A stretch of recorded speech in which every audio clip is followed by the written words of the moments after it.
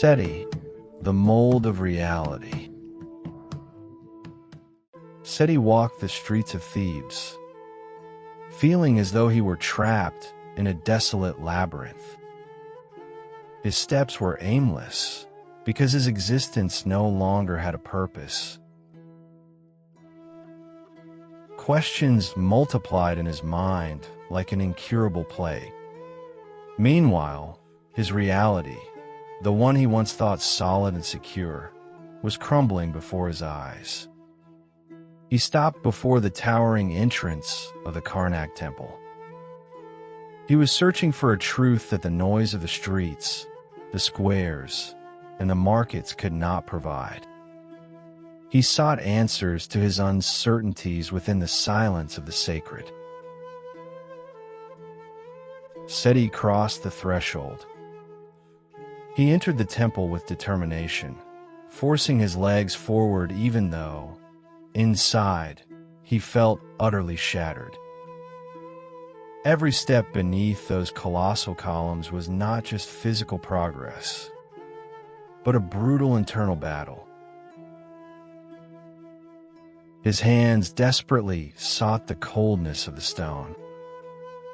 He touched the temple structure, the carved hieroglyphs, searching for security, an anchor that the outside world had stolen from him. But stone was only stone. It wasn't enough to soothe the uncertainty devouring him from within. Seti could take no more. His resolve broke into a desperate cry that echoed through the empty hall. The meaninglessness of his life crushed him under the weight of those infinite ceilings. And there, in his darkest moment, he called out to the master of the temple. The temple's silence was broken by the figure of the master, a man whose wisdom suggested he had lived 1,000 lives within the stillness of those stones. "Master," Seti said, "what use is prayer when hunger knows no hymns? Your laws say the world is an image, a reflection, but if I strike this wall, my hand bleeds. If I lose my harvest, my family suffers. How can the world be an idea if pain feels so real?" The master did not answer immediately. He walked slowly toward a corner of the workshop where craftsmen were smelting bronze for sacred statues. On a stone table lay a clay mold, hollow and dark. The old man stopped before it and, pointing to the void within, whispered, "Tell me, Seti, what determines the shape of the figure born here? Is it the fire that melts the metal? Is it the strength of the craftsman?" Seti answered without hesitation, watching the liquid metal waiting to be poured. "The metal has no will of its own. It only fills the space the craftsman allows. If the mold is for a useful tool, the metal will serve a purpose. If the mold is flawed, the metal will be nothing but waste, pure dross." The master then pointed toward the pyramids, cutting the horizon like daggers of light, and explained with a firmness that made the very air vibrate. "So it is with the entire universe, Seti. You believe that stone, your body, and your misfortunes are the source of all things, but you are wrong.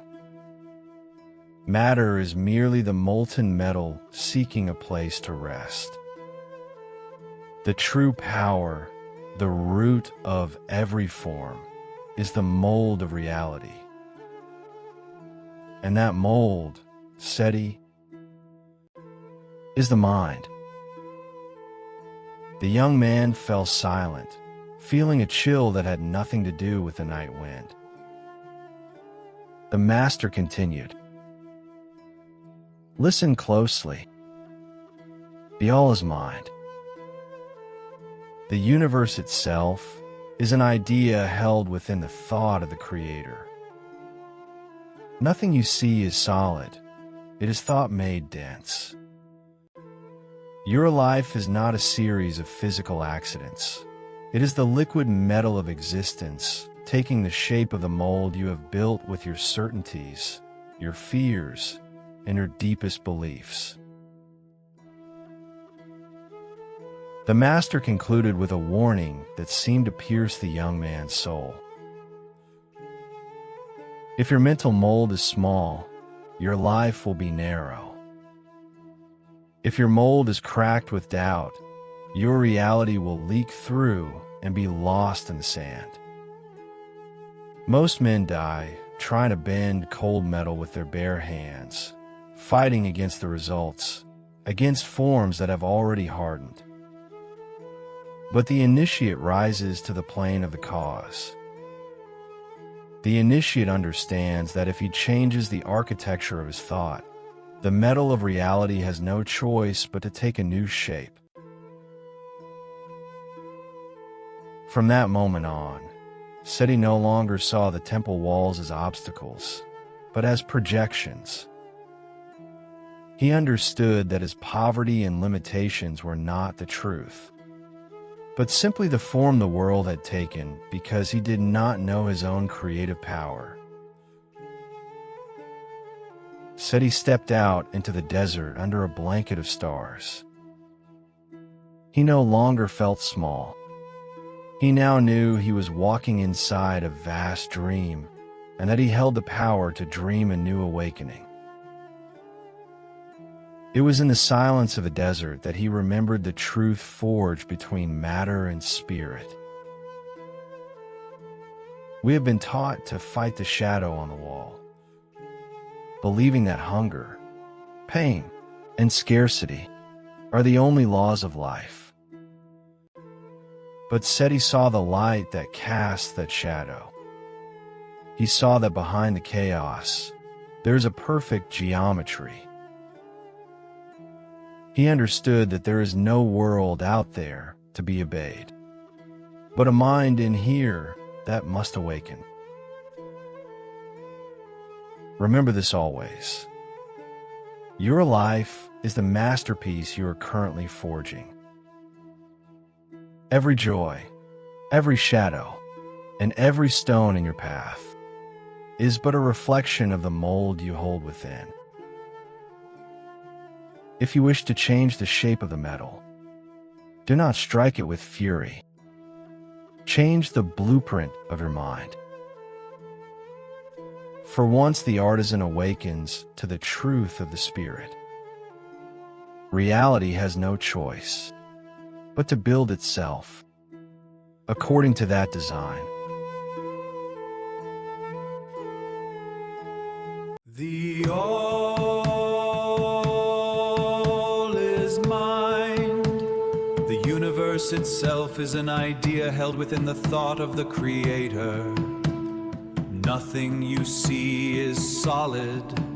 It is thought made dense.